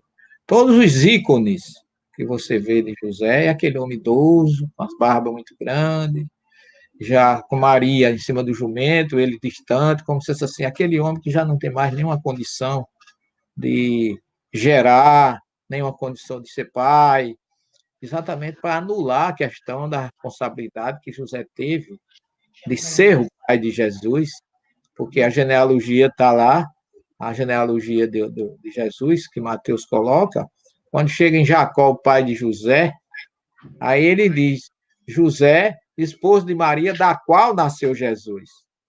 Quer dizer, a genealogia praticamente não tem mulher, porque se Jesus é o Messias, ele tem que ser filho de um homem e tem que ser o primogênito desse homem.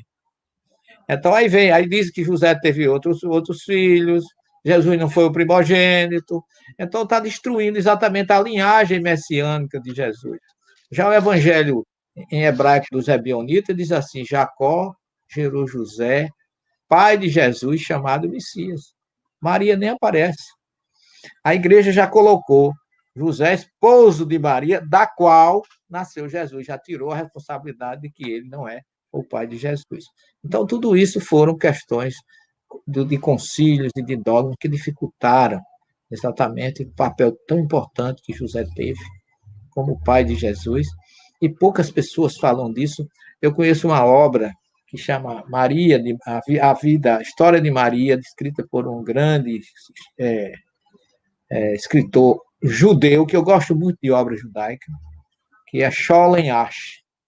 Sholem Asch é o único que faz referência assim, bem mais forte sobre a história de José, conta a morte dele, que Jesus já tinha quase 15 anos quando José morreu, e que eles escolhiam ele na marcenaria, Jesus com ele, foram buscar lenha ali no vale do Jezrael, ali onde a gente sobe o Monte Tabor, aquela planície ali, era tudo mato na época, né? Jesus morava ali em Nazaré, e ele foi buscar lenha com ele ali, diz Sholem Asch, que quando eles estavam colhendo madeira, veio uma tempestade muito forte, muito violenta, que ali de vez em quando dá essas tempestades, e derrubou uma árvore que prendeu José num lamaçal, e Jesus teve muita dificuldade de tirá-lo debaixo da lama, ele ficou preso ali um certo tempo, e que dali, depois que ele consegue tirá-lo, colocar no seu burrinho, na sua montaria e levar para casa, quando José chegou em casa já estava com uma febre muito alta, e devido ao tempo que passou na lama e a frieza, ele pegou uma pneumonia, e foi disso que ele desencarnou,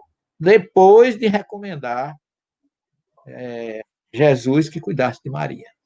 Então, é uma história que eu achei assim, muito racional, e acho que fica difícil de, vamos dizer assim, de ressuscitar, ou de limpar, ou de melhorar essa história de Jesus, porque a igreja é a primeira que não tem nenhum interesse.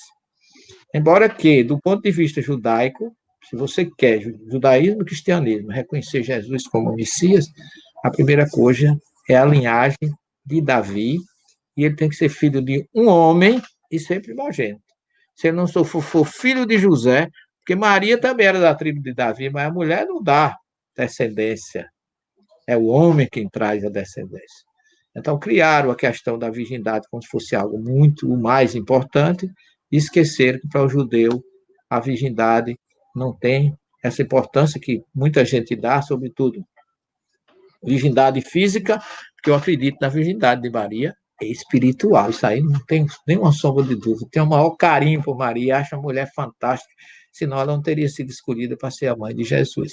Mas realmente, Jaime, José é esquecido, é injustiçado, e eu não sei quem vai ressuscitar a história dele. Eu, onde eu posso, eu não tenho autoridade para defendê-lo, mas, particularmente, como estudioso do judaísmo, como pesquisador, eu não vejo nenhum problema que José fosse o pai de Jesus. Pelo contrário, uma honra muito grande, porque ele era um homem de bem, era um homem espiritualizado, foi um homem que deu muita honra à família. Teve 4 filhos, Simão, José, Judas e Tiago, e no mínimo 2 irmãs, como está narrado lá em Marcos, capítulo 6, para quem quiser verificar. Professor, eu não sei se tem muita lógica no que eu vou falar, mas Jesus era ungido. Esse fato de não aceitarem José, será que não é um dos problemas de também eles não aceitarem até hoje Jesus como Messias? Ah, sim, é porque, na verdade, esse é um dos tais, mas o grande problema, Márcia, é que Jesus não preencheu aquilo que o judeu aceita do Messias. O judeu queria o Messias, como eles veem na ótica dele, do judaísmo, um guerreiro, filho do homem e de uma mulher, não tem nada a ver com virgindade, isso é outro problema que foi criado com a tradução errada do capítulo 7, versículo 14 de Isaías. É verdade. Não, para eles, o Messias tem que ser um guerreiro, libertador, que libertava o povo de Israel e implantava o reino de Israel na terra. Não tem nada de reino dos céus. Jesus vem humilde, não é guerreiro, e ainda diz que meu reino não é desse mundo. Então, isso criou uma dificuldade para ele muito grande. Mas para nós, cristãos, e sobretudo espírita, eu não tenho nenhuma dúvida que ele é o nosso grande protetor, Messias, libertador, redentor, como são os sinônimos que se dá às qualificações de Jesus. Eu vou que nem você, assim, é aqui dentro, né? É emoção, é sentir. É sentir, é o que eu guardo, é a Não tem semente. como ficar, nem aceitar. Não, é sentir, é sentir. Só você, vamos dizer assim, introjeta isso no seu coração. É isso aí. Professor, tem mais aqui. O André Pascoal pergunta o seguinte: o legado de Jesus é grandioso. No seu entendimento, qual é o mais marcante? Ah, minha filha, classificar o legado de Jesus é algo assim que não é simples, não é simples. Eu me coloco assim, não tenho essa condição, mas eu me coloco assim, de uma forma geral, no lugar de Jesus. Ele veio, como ele mesmo disse, para que todos tenham vidas. Né? Então, ele veio trazer a paz, a luz, a libertação, não uma libertação material, mas uma libertação espiritual, porque o povo estava preocupado com a política da invasão romana naquela época, e Jesus dizia que, em vez de reagir e matar o romano, eles promovessem a vida. Veja como é uma questão. Eles esperavam que Jesus fosse aquele homem que fosse, se armem que agora eu vou libertar vocês. Não. A libertação dele é uma libertação espiritual. Mas eu acho que o maior legado dele, respondendo diretamente, é a frase que ele disse que não veio destruir a Torá, nem os profetas, jurou fidelidade, mas ele teve autoridade para deixar um mandamento novo. Amai-vos uns aos outros como eu vos amei. Acho que esse é o legado assim, porque quando ele nos orienta a fazer isso, ele está dizendo, vocês precisam fazer, e eu estou pedindo, não estou pedindo. Mitzvah em hebraico é mandamento, é ordem. Eu estou ordenando que vocês se amem uns aos outros, sabe por quê? Porque eu já mostrei como fazer. Como eu vos amei. Como eu ensinei, em outras palavras, a forma de se amar. Eu acho que esse é o maior legado. Se você fizer esse mandamento, tudo vai ficar mais fácil. É exatamente o amor e exemplificação dele, né? É a prática, né? A Jennifer Inácio pergunta o seguinte: O tempo de trabalho deste livro, Jesus, o Messias das Nações, 17 anos de dedicação, em que momento a presença do Mestre Jesus ficou mais próxima? Nossa, durante esse período, eu fui 10 vezes a Israel com você, com a Wanda, e nunca deixou de ser marcante para mim o Monte das Oliveiras, que foi exatamente ali que Jesus deixou esse legado. Essa revelação de que ele estava com Deus, que ali, o Davi fala assim, reforçando a pergunta de Jennifer. O Messias, o Davi, o salmista, fala da sagrada montanha do Senhor. Não é a montanha que é sagrada, é a presença de Deus dela que a torna sagrada. Então, aquela pedra que fica dentro da Igreja das Nações, no Monte das Oliveiras, onde nós tivemos agora em novembro, aquela pedra eu considero a pedra sagrada do cristianismo. Porque ali Jesus revelou, prestou contas a Deus e revelou que ali ele estava partindo, ali ele deixou a semente da revelação do cristianismo. Então, Jennifer Inácio, é esse o lugar, o momento mais geográfico, espiritual e mais forte que eu senti a presença do Mestre nesse trabalho. Porque foi esse versículo que originou todo esse trabalho. Tem uma última Que pergunta bom. aqui do Acácio. Professor, tem mais uma última pergunta aqui. Deixa eu pedir para a minha equipe jogar aqui na tela. Deixa eu ver se consigo, peraí.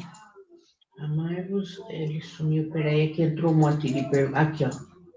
Tá na... Dá para você ler, professor? Ah, Cássio Bonfim. Ah, você eu conheço, meu irmão. Por acaso, nada é por acaso. É o grande cearense, o nosso irmão de sempre. E foi ele que declarou em Jerusalém que nada era por acaso. Então. Por acaso, né? O senhor concorda que quando os egípcios perceberam o fim de seu degredo na terra, se reuniram e se propuseram a construção das pirâmides para registrar sua passagem pela terra? Ou acaso é o que Emmanuel nos diz, que eles imortalizaram nas pirâmides a sua grande passagem entre nós, o seu legado entre nós, né? Porque está imortalizado, e Emmanuel disse que ele era o povo que... Emmanuel não disse que ele é mais evoluído, Emmanuel é muito precavido nessas coisas.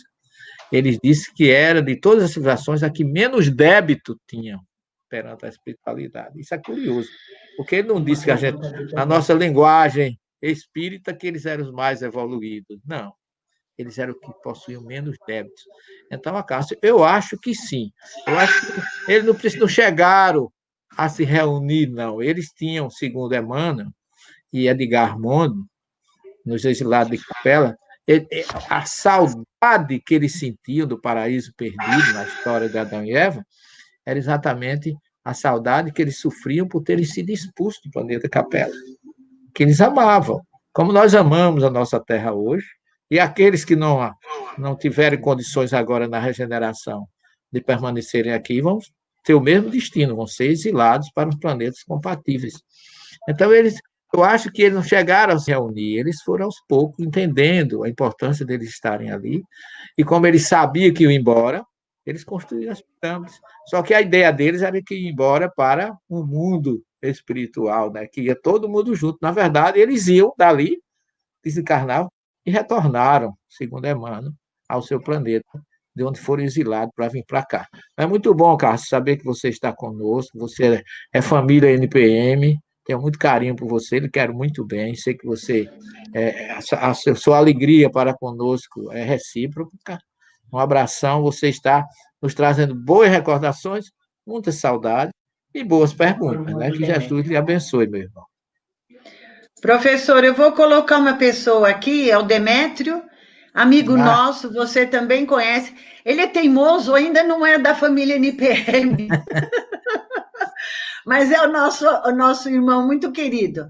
A pergunta dele, querido professor, no dizer que Jesus, tudo que eu faço, tu poderás fazer e ainda mais, é possível ser nos tempos atuais? Mas Jesus, para alguns sim, viu, Demétrios? Aliás, obrigado pela sua participação. É outro querido irmão que me legou lá um terço árabe da família dele, que hoje eu guardo com muito carinho, porque eu achei aquilo um desprendimento muito grande dele, de doar uma coisa tão importante para os árabes, e ele passou para as minhas mãos. E eu queria agradecer a sua participação, Demetrio, tenho muito carinho por você também, mas você precisa ser da família NPM para que a gente lhe ame mais ainda. A gente já lhe ama, mas a gente tem que lhe amar mais ainda, querido. Na verdade, quando Jesus disse isso, ele estava dizendo uma pura verdade, porque nós estamos todos a caminho de um processo evolutivo. Não é? Só uma coisa que Jesus disse que muita gente não entende é quando ele disse que vós sois Deus. Ele não podia dizer isso. Na verdade, Jesus está repetindo um salmo, e é um salmo interrogatório. Jesus está perguntando: vocês não ouviram dizer que vós sois Deus? Vós sois deuses para aqueles grandes conquistadores que eram tidos como deuses. Não é que nós somos deuses, isso aí seria um politeísmo, você sabe disso. Mas no dizer que Jesus fala que a gente pode fazer tudo, e até mais do que ele, porque nós estamos a caminho da luz, como diz Emmanuel, estamos evoluindo. Agora, poucos no planeta Terra são agora ainda, mesmo depois de tanto tempo, capazes de fazer mais do que o próprio Cristo fez. Esperamos que lá mais para frente a gente tenha essa condição, Demétrio. Mas foi bom ter notícia sua. Obrigado pela sua honrosa audiência e assistência. Me quero muito bem, meu irmão. Que Jesus lhe ilumine, lhe abençoe sempre. Professor, tem mais algumas perguntas, mas a gente depois responde por e-mail ou pelo contato, ou talvez em outra live você possa ter possibilidade. Nós já estamos encerrando, chegando ao final do nosso encontro, e eu vou pedir, primeiro, antes de tudo, a presença dos nossos colaboradores, nossos irmãos queridos aqui da Regina, eu estou vendo a Regina. O Regis e o Flávio. Ok. E agradecendo a todos. E os recadinhos que a gente tem que dar agora é o seguinte: quem quiser adquirir os livros, além de estarem disponíveis nos centros espíritas, que nós colocamos à disposição com os endereços que foram dados, a Sinal Verde Livros faz entrega também, ou melhor, ela coloca pelo correio e entrega o livro que vocês precisarem. O Mário, da Sinal Verde, ele acha livro até que está esgotado. Ele tem toda a nossa coleção. Ele tem toda a nossa coleção. Todos os livros do professor Severino Celestino. E alguns do professor já estão esgotados e ele consegue. É verdade. É verdade isso. Então, quem quiser, toma nota. Secreto. Mário tem um baú secreto lá na casa dele, que ele abre a tampa do baú, fazendo aquele barulho de museu, e acha tudo que a gente precisar, tem lá dentro. Nós estamos também, além do parceiro da Sinal Verde, agradecemos muito ao Luiz da Rádio Portal, que também fez simultaneamente o nosso encontro também pelo YouTube da Rádio Portal. E um carinho especial para Magali, a nossa jornalista, Magali Bischoff, que nós ficamos mais de um mês em cima dela para ela dar todas as dicas de como nós, marinheiro de primeira viagem, né, de como usar essa plataforma de StreamYard. A gente só tem a agradecer muito a vocês. Gostaria que Regina, Flávio e Regis dessem o seu tchau, sua despedida.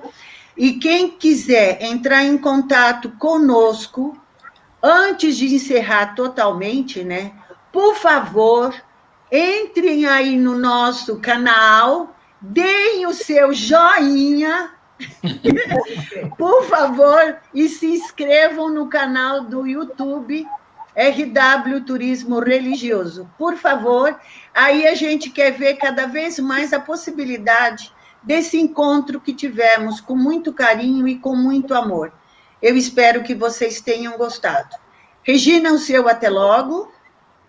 Olha, primeiramente agradecer ao professor pela explanação excelente. Ficaríamos aqui por horas ouvindo o senhor falar de Jesus, por todo esse carinho, por toda essa vibração que sentimos, mesmo não estando fisicamente presente com todos.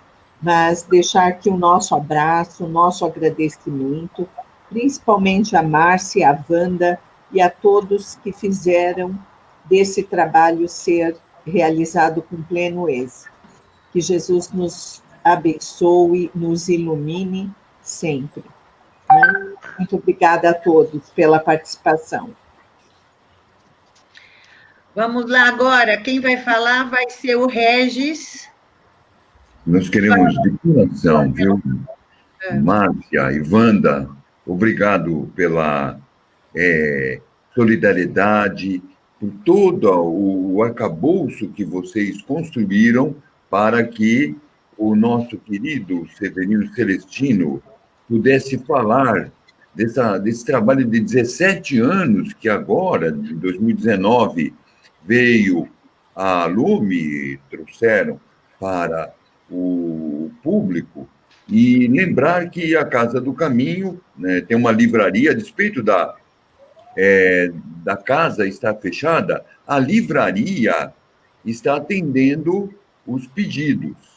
Então, não apenas desse livro, outros livros do professor, e nós queremos agradecer de todo o coração ao nosso professor Severino Celestino e colocando a casa à sua disposição, não é? Quando estiver a caminho de Jerusalém, por favor, venha tomar um café, uma água, e nós esperamos estar sem nenhuma máscara para recebê-lo, tanto a Márcia, a Wanda ou o professor. Obrigado. Obrigado a você. Devidamente vacinados, não é, Severino? Se Deus quiser. E eu queria também deixar que você levasse o nosso abraço particular à Inês, que foi uma companheira de viagem do NPM e que teve muito esforço.